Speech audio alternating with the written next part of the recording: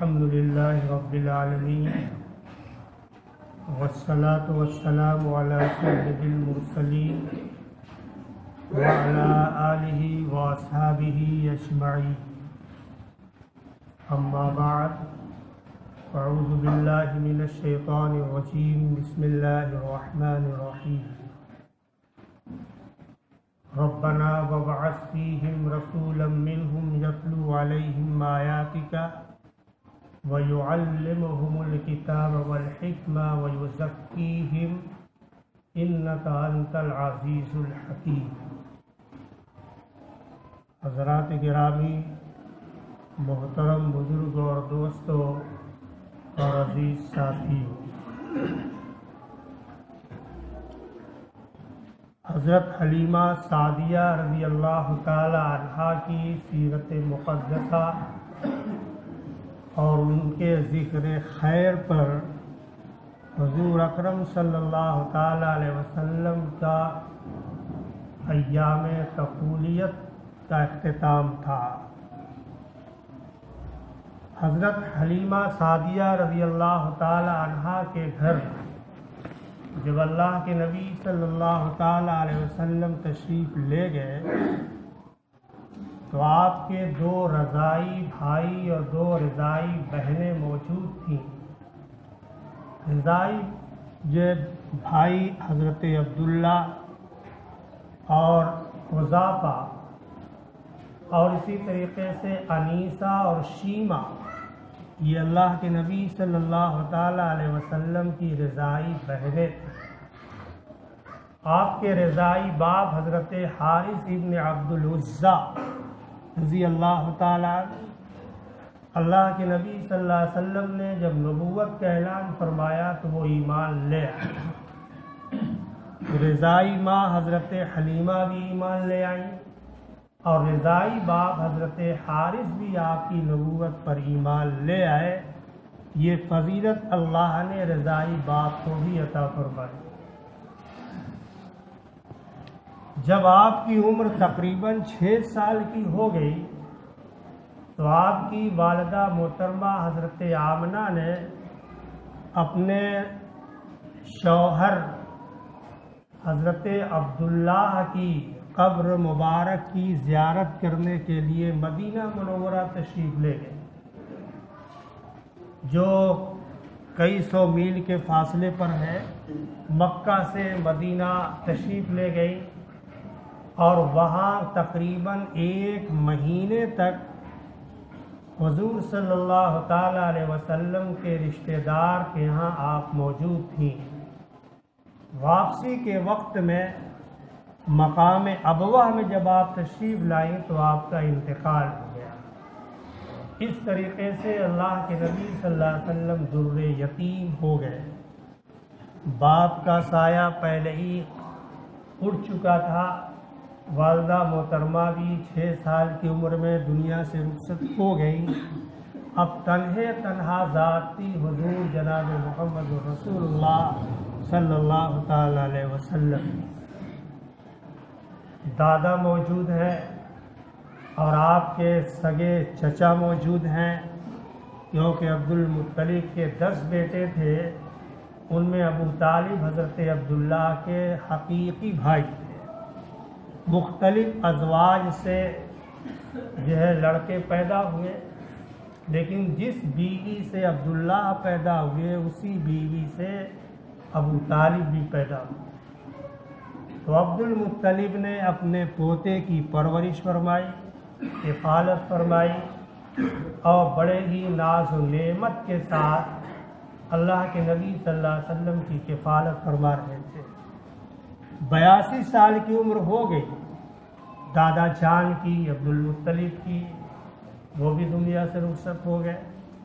اس وقت میں اللہ کے نبی صلی اللہ علیہ وسلم کی عمر تقریباً 8 سال کی ہو چکی تھی۔ جنازہ اٹھایا گیا، اللہ کے نبی صلی اللہ علیہ وسلم بھی فرط محبت سے رو رہے تھے۔ روتے روتے آپ جنازے کے ساتھ تشریف لے گئے۔ 8 سال کی عمر ہی کیا ہوتی ہے؟ اور یہ محبت کا تقاضا بھی ہے کہ جس دادا نے اتنے لاڈ سے، اتنے پیار سے، اتنی محبت سے، دلار سے اپنے پوتے کی پرورش کی ہو، کفالت کی ہو، تو پوتے کے اندر دادا کی محبت کے جذبات تو پیدا ہو ہی سکتے ہیں۔ ان کے بعد عبد المطلب نے اپنے اسی وقت میں اللہ کے نبی صلی اللہ تعالی علیہ وسلم کو ابو طالب کے سپرد فرمایا کہ آپ ان کی رکھوالی، ان کی تربیت، ان کی کفالت اچھے طریقے سے کیجیے۔ ابو طالب نے وہ فریضہ انجام دیا کہ یقیناً اپنی اولاد سے زیادہ، اپنے بچوں سے زیادہ اللہ کے نبی صلی اللہ تعالی علیہ وسلم کا خیال فرماتے تھے۔ اللہ کے نبی صلی اللہ تعالی علیہ وسلم کا پاس و لحاظ فرماتے تھے، جتنی اپنی اولاد کی نہیں کرتے، اتنی محبت اللہ نے پیدا فرمائی۔ اللہ رب العالمین جس سے جو کام لینا چاہتے ہیں اس کے اندر وہ صلاحیت بھی پیدا فرما دیتے ہیں، اس کے اندر تمام خوبیاں اور محاسن بھی پیدا فرما دیتے ہیں۔ تو چچا ابو طالب نے اللہ کے نبی صلی اللہ تعالی علیہ وسلم کی تربیت برسات برس تک کی۔ جہاں جاتے تھے ساتھ میں لے کر جاتے تھے، سوتے تھے اپنے پاس سلاتے تھے، اور تجارت میں بھی جاتے تھے تو اللہ کے نبی صلی اللہ علیہ وسلم ساتھ ہی میں جایا کرتے تھے۔ وہ اللہ کے نبی صلی اللہ تعالی علیہ وسلم سے بے انتہا محبت کی، اپنی اولاد سے بھی زیادہ۔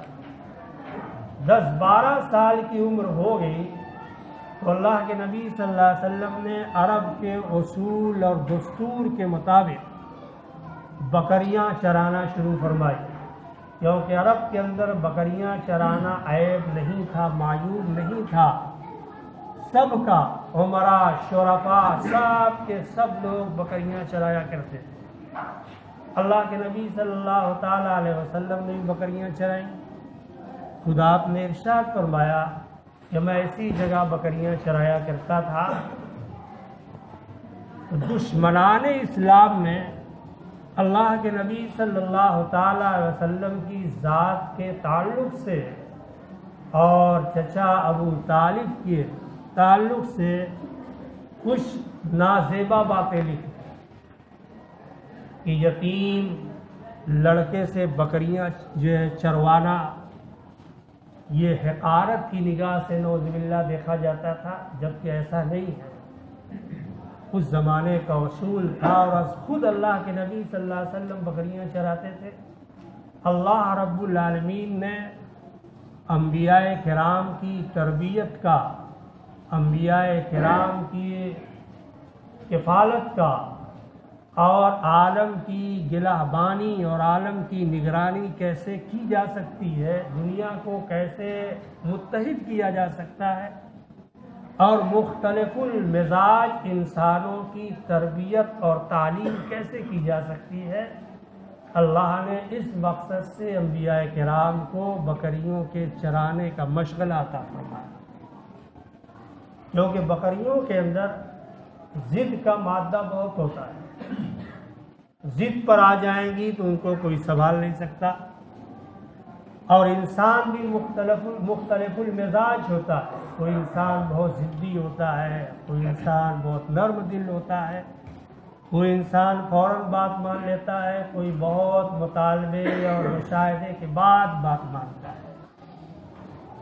بکریوں کے اندر یہ خوبیاں موجود ہیں، تو اللہ رب العالمین نے بکریوں کے ذریعے سے اللہ کے نبی صلی اللہ تعالی علیہ وسلم کی یہ تربیت فرمائی کہ جب آپ امت کے رہنما بنائے جائیں گے، امت کے نبی بنائے جائیں گے اور سید الانبیاء بنائے جائیں گے، مختلف المزاج لوگوں سے سابقہ پڑے گا۔ بادشاہ وقت بھی ہوں گے، عوام بھی ہوں گے، اشخاص بھی ہوں گے، افراد بھی ہوں گے، عام خاص سب ہوں گے۔ سب کی طبیعتیں الگ، سب کا مزاج الگ، سب کی سوچ الگ، عقل و شعور الگ۔ تو ان سب لوگوں کو کیسے دین کی بات سمجھائی جائے گی، کیسے راہ راست پر لایا جا سکتا ہے؟ یہ بکریوں کے چرانے کی تربیت سے علم حاصل کیا جا سکتا ہے۔ جو ضدی مزاج شخص ہوگا اس کو کیسے کنٹرول کیا جائے، اس کے سامنے کون سی باتیں کی جائیں جس سے اس کا مزاج نرم ہو جائے۔ تو اللہ رب العالمین نے اس لیے بکریوں کے مشغلے میں مشغول رکھا کہ امت کی نگہبانی اور امت کی تعلیم و تربیت جب اللہ کے نبی صلی اللہ علیہ وسلم شروع فرمائیں گے تو آپ اپنے مقصد میں کامیاب ہو جائیں گے، اور انشاءاللہ الرحمن بنی نوع انسان اللہ رب العالمین کے بندے اللہ کے نبی صلی اللہ علیہ وسلم کی باتوں کو بغور سنیں گے، سمجھیں گے اور مانیں گے۔ اس لیے اللہ کے نبی صلی اللہ علیہ وسلم کو اس میں لگایا گیا۔ اور بھی انبیاء کرام نے بکریاں چرائیں، قرآن نے تذکرہ فرمایا بکریوں کے چرانے کا، یہ کوئی نئی بات نہیں۔ تو اللہ کے نبی صلی اللہ تعالی علیہ وسلم اس زمانے کے اندر جب لوگ ملک شام میں تجارت کرنے جاتے تھے تو ابو طالب نے بھی رخت سفر باندھا کہ ہم شام میں جائیں گے، کیونکہ سال میں ایک بار آدمی بیرون ملک سفر کرتا تھا، شام کی سرزمین پر جاتا تھا مال تجارت لے کر۔ تو اللہ کے نبی صلی اللہ علیہ وسلم بھی اپنے چچا جان ابو طالب کے بدن میں چمٹ گئے، میں بھی چلوں گا۔ اور اللہ کے نبی صلی اللہ علیہ وسلم خطرات سے بچانے کے لیے ابو طالب ناپسند فرماتے تھے کہ اللہ کے نبی صلی اللہ علیہ وسلم ہمارے ساتھ نہ جائیں، راستے میں تھکاوٹ، راستے کی پریشانیاں، کیا کیا مصائب و آلام آ جائیں جس سے اس لڑکے کے اندر یہ بات نہ آ سکے۔ لیکن آپ چمٹ گئے۔ ابو طالب نے کہا ٹھیک ہے چلو ہمارے ساتھ۔ ابو طالب نے اللہ کے نبی صلی اللہ تعالی علیہ وسلم کو اپنے ساتھ ملک شام کی تجارت کے لیے لے گئے۔ جب آپ کسی پہاڑی سے اتر رہے تھے، ڈھلان تھی، اس پہاڑی سے چچا ابو طالب اتر رہے ہیں اور اس پہاڑی سے اللہ کے نبی صلی اللہ علیہ وسلم کی ذات گرامی بھی اتر رہی ہے۔ ایک راہب تھا جس کو بحیرہ راہب کہا جاتا ہے، اس نے یہ منظر پہاڑی کا دیکھا کہ اللہ کے نبی صلی اللہ علیہ وسلم جب اس پہاڑی سے اترتے ہیں تو تمام حجر و شجر جھک جاتے ہیں۔ ابو طالب کے اوپر نہیں، اللہ کے نبی صلی اللہ تعالی علیہ وسلم کے لیے درخت بھی پتھر بھی سب جھکے نظر آتے۔ اس نے سمجھ لیا، جب آپ اس کی خانقاہ میں تشریف لائے تو ابو طالب سے بحیرہ راہب نے کہا یہ بچہ نبی معلوم ہوتا ہے، نبی مرسل معلوم ہوتا ہے۔ کہا آپ کو کیسے معلوم؟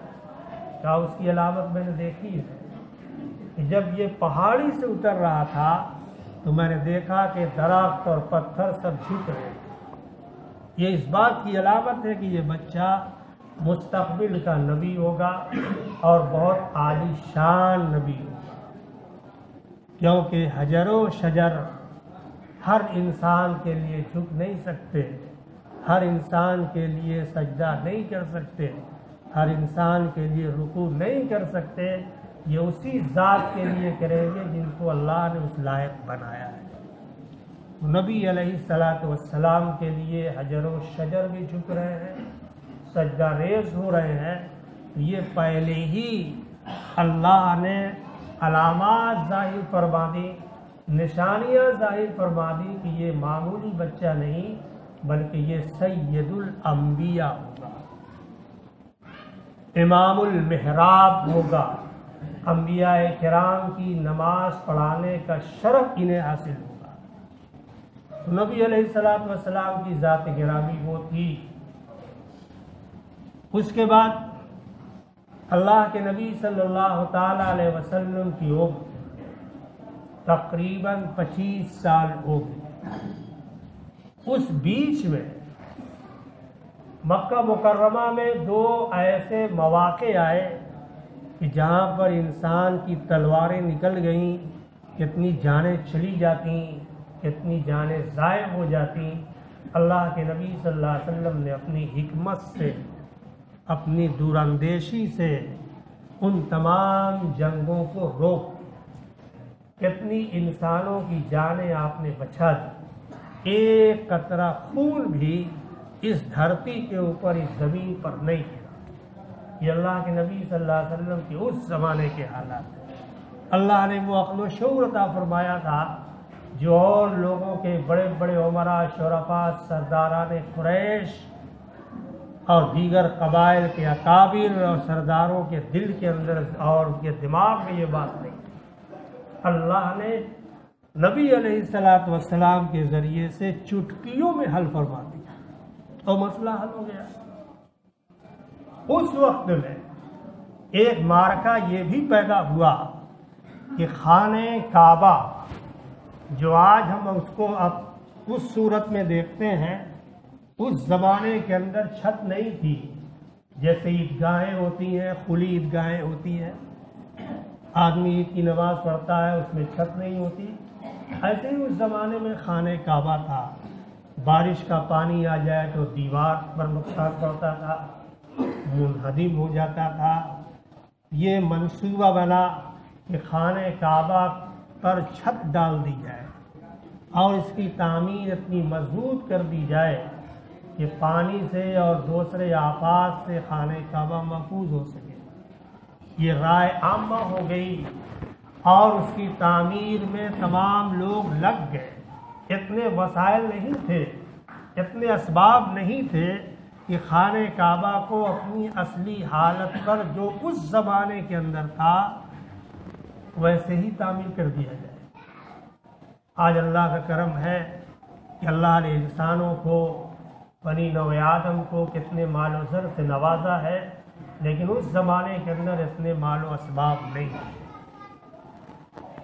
مسئلہ پیدا ہوا کہ سب لوگ خانہ کعبہ کی تعمیر میں جڑ گئے، لیکن ایک پتھر جسے حجر اسود کہا جاتا ہے، اس کو کون رکھے گا اپنے ہاتھ سے؟ ہر قبیلہ چاہتا تھا کہ یہ مجھے شرف حاصل ہوگا، کیونکہ حجر اسود وہ جنت کا پتھر حضرت آدم علیہ السلام اس روئے زمین پر لائے تھے، وہ ایک قیمتی متبرک پتھر، اس کی سعادت کس کو حاصل ہوگی؟ اس زمانے کا اصول یہ تھا کہ کوئی آدمی اگر قسم کھاتا تھا تو پیالے میں خون بھر کر کے اپنی انگلی کو ڈبوتا تھا اور قسم کھاتا تھا کہ مطلب یہ کام نہیں ہو سکتا، اور بغیر ہماری مرضی کے یا شامل کیے ہوئے اگر ہوا تو خون خرابہ ہو سکتا ہے۔ یہ اس بات کی علامت تھی۔ یہ بھی ہو گیا۔ مسئلہ کیسے حل ہو؟ 3 روز تک تمام لوگوں کے اندر ذہنی انتشار اور آپسی خانہ جنگی کے منصوبے پنپ رہے تھے۔ ان میں سے ایک معمر شخص نے یہ رائے دی کہ کل صبح جو آدمی بھی اس خانہ کعبہ میں سب سے پہلے آ جائے اسے ثالث مانا جائے گا، اور وہ جو فیصلہ کرے گا سب کو منظور ہوگا۔ سب لوگوں نے حامی بھر دی۔ بے شک آپ کی رائے صحیح ہے۔ کون آ سکتا ہے اتنا سویرے، اور کس کو یہ فضیلت حاصل ہو سکتی تھی؟ اللہ کے نبی صلی اللہ تعالی علیہ وسلم سب سے پہلے صبح میں خانہ کعبہ میں تشریف لے آئے۔ کوئی نہیں آیا تھا۔ اللہ نے انتظام بنایا، انتظام کیا۔ نبی علیہ الصلوۃ والسلام سب سے پہلے خانہ کعبہ میں حاضر ہو گئے۔ تمام لوگ یکے بعد دیگرے تشریف لائے تو دیکھا کہ اللہ کے نبی صلی اللہ علیہ وسلم موجود ہیں۔ سب کی زبان سے امین امین کا لفظ نکلا کہ امین آ گئے، صادق آ گئے، اور یہ ثالث ہیں، جو فیصلہ فرمائیں گے سب کو منظور ہوگا۔ اللہ کے نبی صلی اللہ علیہ وسلم نے اپنے عقل و شعور کا مظاہرہ فرمایا۔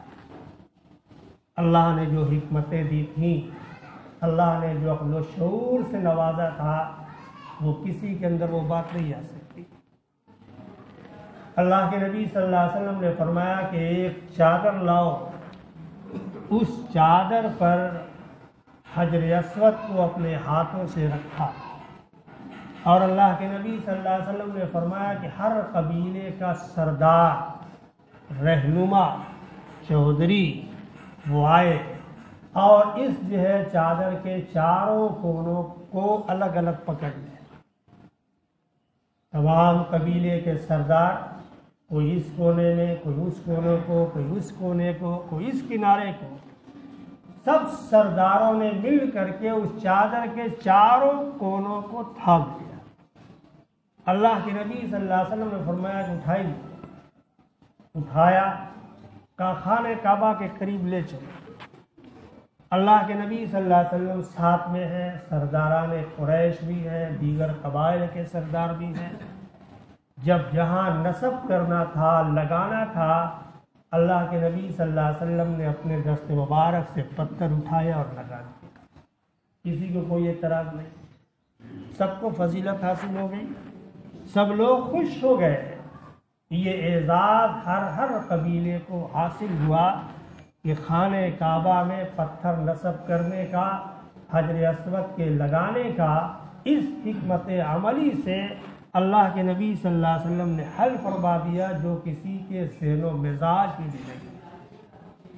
یہ ہے نبوت کا مزاج، یہ ہے نبوت کا عقل و شعور کہ اللہ کے نبی نے کتنے اچھے طریقے سے مسائل کو حل فرما دیا۔ اللہ کے نبی صلی اللہ تعالی علیہ وسلم کی عمر 25 سال ہو گئی، شادی بھی کرنا ہے۔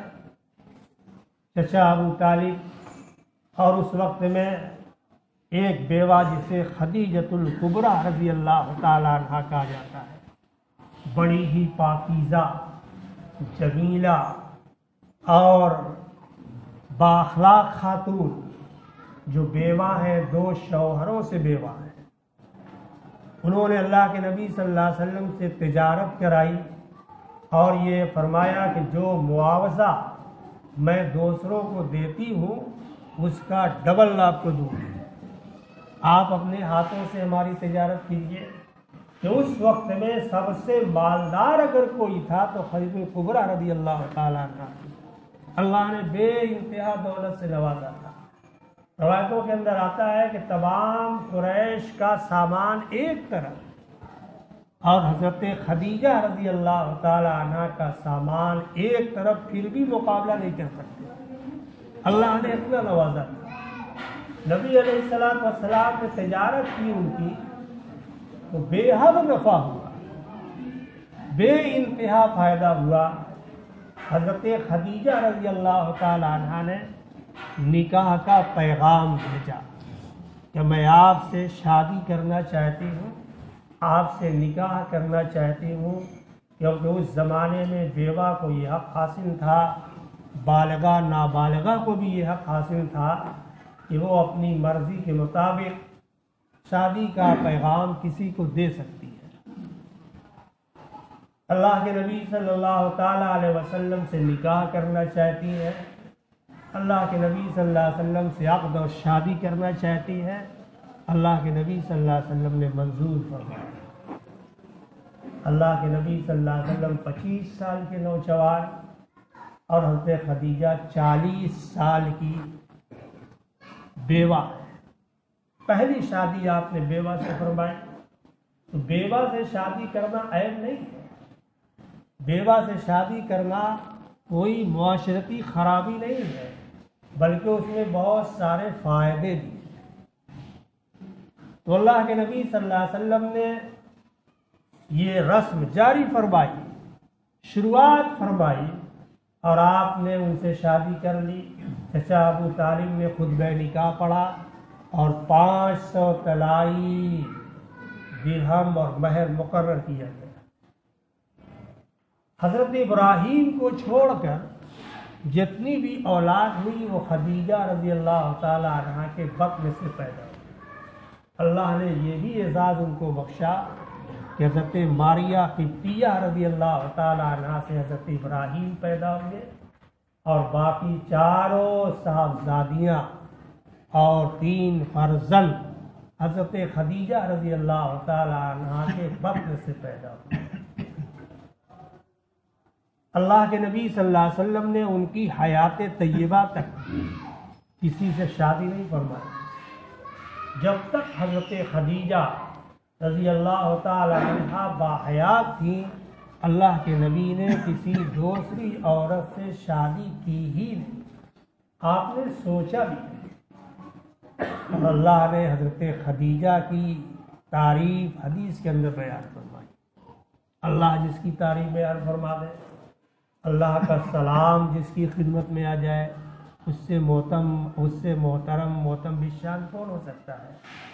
تو حضرت خدیجہ کی خدمت میں اللہ رب العالمین کا سلام آیا، حضرت جبرائیل لے کر آئے، اور اللہ کے نبی صلی اللہ علیہ وسلم کو ان کی آمد سے پہلے یعنی اتنی معاون ثابت ہوئی کہ ہر موقع پر اپنے شوہر اللہ کے نبی صلی اللہ علیہ وسلم کا تعاون فرماتی تھی، زبان کے ذریعے سے بھی اور اپنے عقل و شعور کے ذریعے سے بھی، اپنے مال و زر کے ذریعے سے۔ اسی لیے اللہ نے فرمایا کہ وَالضُّحَىٰ وَاللَّيْلِ إِذَا سَجَىٰ مَا وَدَّعَكَ رَبُّكَ وَمَا قَلَىٰ۔ اور اللہ رب العالمین نے نبی علیہ الصلوۃ والسلام کو دوسرے کے مال و زر سے اور ان تمام فکروں سے مستغنی فرما دیا۔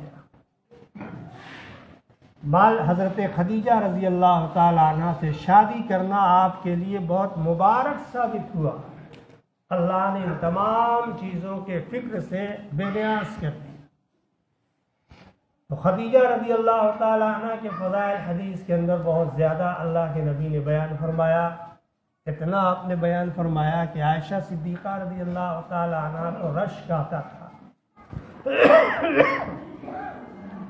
کہ کاش کہ میں خدیجہ الکبریٰ کو دیکھ لیتی، لیکن عائشہ صدیقہ رضی اللہ تعالی عنہ کی عمر بہت کم تھی، اس زمانے میں شاید پیدا بھی نہیں ہوئی تھی، اس لیے آپ فرماتی تھیں کہ کاش کہ میں حضرت خدیجہ رضی اللہ تعالی عنہ کی زیارت سے مشرف ہوتی، کیونکہ آئے دن روز افزوں اللہ کے نبی صلی اللہ علیہ وسلم خدیجہ کی تعریف بیان فرماتے ہیں، فضائل بیان فرماتے ہیں۔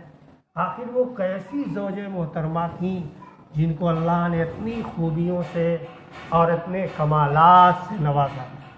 تو اگر انسان کی بیوی اچھی ہو جائے، اخلاق کی اچھی ہو، زبان کی اچھی ہو اور سخاوت بھی اس کے اندر ہو، تو انسان کی زندگی کامیاب ہو جاتی ہے۔ بیوی کے اندر حسن ہو، جمال ہو، لیکن تیز کلام ہو، دماغ کی اچھی نہ ہو، انسان کی زندگی دوبر ہو جاتی ہے، اسے سکون نہیں ملتا۔ اور اللہ رب العالمین المرأۃ الصالحہ، نیک بیوی جس کو مل جاتی ہے، دنیا کی سب سے بہترین متاع ہے، خیر متاع دنیا، دنیا کی بہترین متاع، اچھی چیز المرأۃ الصالحہ نیک عورت ہے کہ نیک عورت اگر انسان کو مل گئی تو اس کا دین اور اس کی دنیا دونوں کامیاب ہو جائے، خوش خرم ہو کر انسان اپنی زندگی کے لیل و نہار گزارے گا، کوئی بھی مسائل کبھی پیدا نہیں ہوں گے، وہ آپ کو تسلی دے گی، تشفی دے گی، عقل و شعور دے گی اور دلاسا دے سکتی ہے، تعاون کر سکتی ہے، جس سے آپ کے اندر کوئی اضطرابی کیفیت پیدا نہیں ہو۔